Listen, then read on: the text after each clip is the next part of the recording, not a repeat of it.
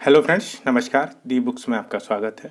Friends, आज हम लोग बात करेंगे कि यूपीएससी एपीएफसी का जो सिलेबस है उस पर डिटेल चर्चा करेंगे और डिटेल्स में जानेंगे कि क्या क्या पेपर में आता है, क्या क्या नहीं है। उससे पहले फ्रेंड्स, मैं आपसे कहना चाहूँगा कि मैंने एपीएफसी 2015 का पेपर यूट्यूब पे डाल दिया है और आप डाउनलोड कर सकते हैं टेलीग्राम से। तो प्लीज़ आप उसको 3-4 बार पढ़ें पेपर को। 3-4 बार पढ़ने से क्या है, आपको चीज़ें समझ में आने लगेंगी कि पेपर में क्या आता है और क्या नहीं आता है। तो रिक्वेस्ट है आपसे कि आप उसको 3-4 एक बार पढ़ने से कुछ समझ में नहीं आएगा। आप एक बार ओवरली जानकारी मिल जाएगी, अच्छा ये आता है, और आप आधी चीज़ें भूल जाएंगे। तो आप 3-4 बार उसको पढ़िए, आपको बहुत सी चीज़ें समझ में आने लगेंगी। तो वो टेलीग्राम पे पड़ा हुआ है, आप एक बार देख लीजिए। चलिए आइए देखते हैं। फ्रेंड्स, इसमें जनरल इंग्लिश आती है, करंट अफेयर्स आएगा, करंट इवेंट्स स्पेशली सोशल से, सामाजिक से रिलेटेड आएंगे। सोशल इशू टाइप में जो आते हैं उससे रिलेटेड आएंगे। इंडियन कल्चर, हेरिटेज और फ्रीडम मूवमेंट आएगा। बस केवल इन्हीं से ही पूछे जाएंगे, स्पेशली फ्रीडम मूवमेंट से ज़्यादा आते हैं क्वेश्चन। इंडियन इकोनॉमी से आएंगे, जो करंट और इससे अच्छे क्वेश्चन आएंगे, इसमें से पूछे जाएंगे। इंडियन इकोनॉमी से अच्छे क्वेश्चन पूछे जाएंगे। Industrial relation and labour laws, इनसे भी अच्छे आते हैं question. Accounting and auditing, population development और globalisation, governance and constitution of India से आएंगे। नॉलेज ऑफ कंप्यूटर एप्लीकेशंस से आएंगे। जनरल साइंस से आएंगे। इंश्योरेंस से आएंगे। जनरल मेंटल एबिलिटी और स्टैटिक्स से भी क्वेश्चन। इससे देखिए ये पोर्शन अच्छा आता है, ये पोर्शन अच्छा आता है। जनरल साइंस के भी, कंप्यूटर के भी 5-6 क्वेश्चन हैं। सोशल सिक्योरिटी और मिसलेनियस, ठीक है, ये हो गए। ये हो गया आपका सिलेबस। अब थोड़ा सा डिटेल में देखते हैं कि इनमें से क्या क्या आता है। देखिए, जो इंग्लिश आएगी, इंग्लिश में स्पेशली पार्ट्स ऑफ स्पीच आपको पढ़ने, स्ट्रक्चर ऑफ सेंटेंस पढ़ने, नाउन और प्रोनाउन पढ़ने हैं, प्रीपोजिशन पढ़नी है, कंजक्शन पढ़ने हैं, आर्टिकल्स, रीडिंग कॉम्प्रिहेंशन। फ्रेंड देखिए, स्ट्रक्चर ऑफ जो सेंटेंस होता है, जो 1 2 3 4 करके दिए होते हैं, तो इनको मिलाना है, ए बी सी या ऐसे करके मिलाना होता है। प्रीपोजिशन, कंजक्शन हो गया। आर्टिकल, रीडिंग कॉम्प्रिहेंशन आपको पढ़ना है। स्पेशली ये इन पे आपको parts of speech, one word substitution, idiom phrases, synonyms और एंटोनियम्स, इनकी तैयारी अभी से ही आप करना स्टार्ट कर दें तो ज़्यादा बेटर होगा। और कोई भी बुक्स हो आपके पास उससे ठीक है। फ्रेंड्स, अब आते हैं इंडियन कल्चर, हेरिटेज और freedom movement.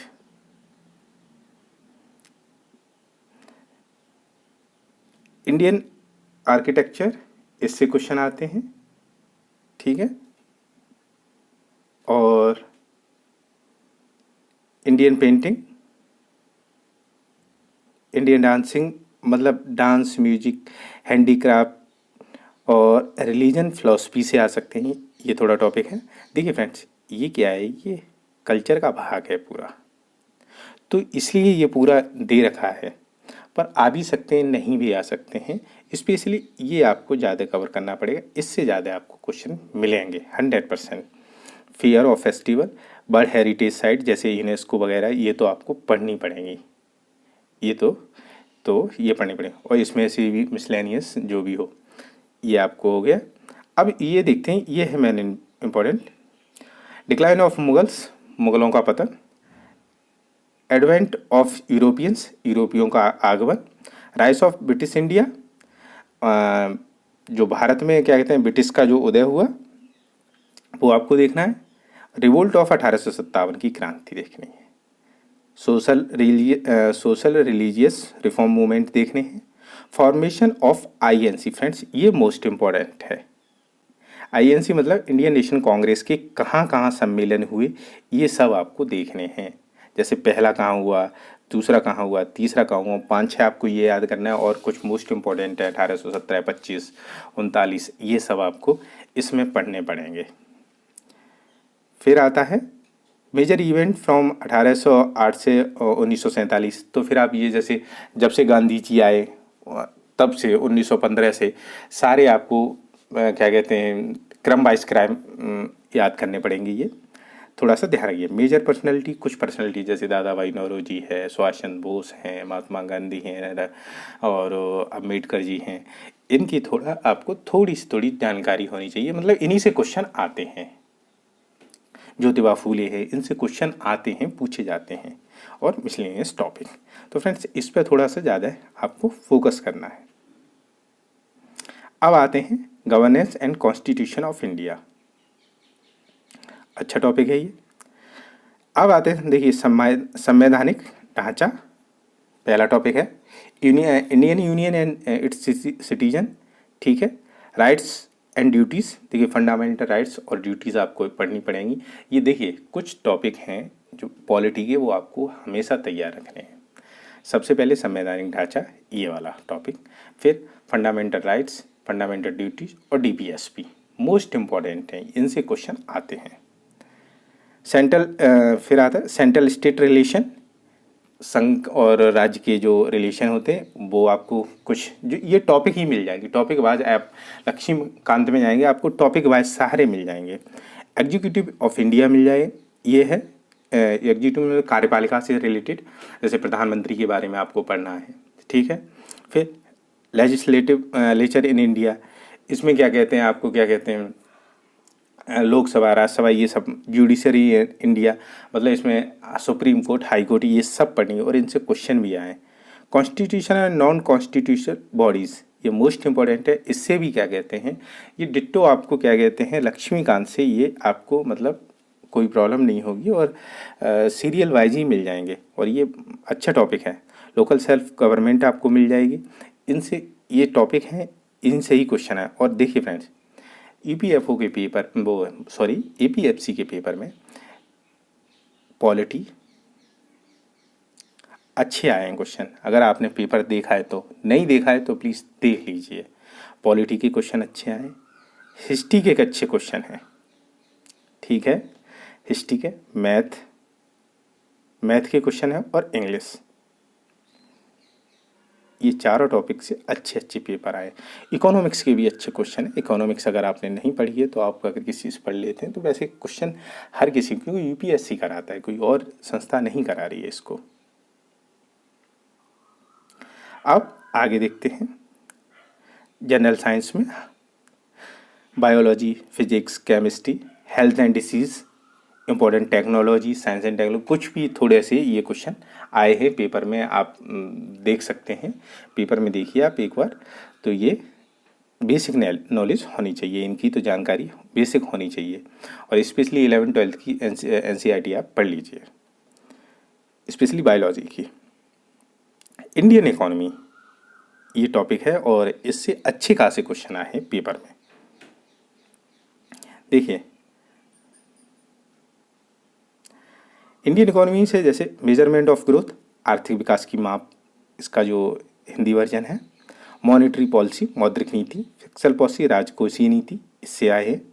Balance of payment, भुगतान संतुलन से क्वेश्चन पेपर में क्वेश्चन आया है 2015 में। देखिए फ्रेंड्स, ये रेगुलर एग्जाम नहीं है।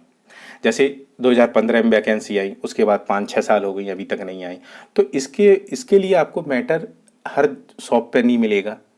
अब तो ये है कि शायद दे दें वो, अगर सभी को पता चल जाएगा पब्लिशर को तो क्या कहते हैं दे भी सकते हैं, पर स्पेशली आप थोड़ी सी कुछ चीज़ों पे फोकस करिए और कुछ आप नेट से भी डाउनलोड कर सकते हैं, वहाँ से भी आप देख सकते हैं। इंडियन इकोनॉमिक प्लानिंग, भारत में आर्थिक योजनाएं, ठीक है। इंटरनेशनल इकोनॉमिक इंस्टीट्यूशन, आर्थिक विकास के संस्थान कुछ जो इंटरनेशनल हैं, ठीक है, जो यूएन की तरफ से बने हैं, वो सारे आपको पढ़ने पड़ेंगे क्योंकि उनसे आ सकता है। पोस्ट इंडिपेंडेंस इंडस्ट्रियल पॉलिसी, स्वतंत्रता के बाद औद्योगिक नीति क्या थी, ये आपको थोड़ी पढ़नी है।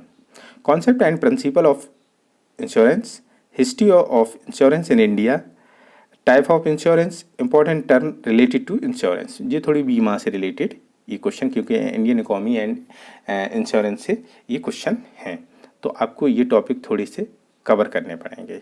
ये थोड़ा सा आपने पढ़ा है तो हो जाएंगे, स्पेशली मॉनेटरी पॉलिसी, राजकोषीय, भुगतान संतुलन, आर्थिक योजनाएं, और इससे भी क्वेश्चन है उसमें, आप पेपर देख लीजिए उसमें। अब आता है मैथ, जनरल मेंटल एबिलिटी, तो सबसे number system, LCM HCF, percentage, ratio and proportion, profit and loss, average, time and distance और बोट्स और स्टीम। ठीक है। Data interpretation, permutation and combination, basics of static. तो इससे भी क्वेश्चन आए हैं और अच्छे खासे क्वेश्चन हैं, और स्टीम वगैरह से भी क्वेश्चन हैं। तो आप एक बार पेपर को देखिए और फिर तैयारी में लग जाइए। सिलेबस यही है। अब आई थिंक लास्ट है, नहीं अभी लास्ट नहीं है, industrial relation and labour law. ठीक है।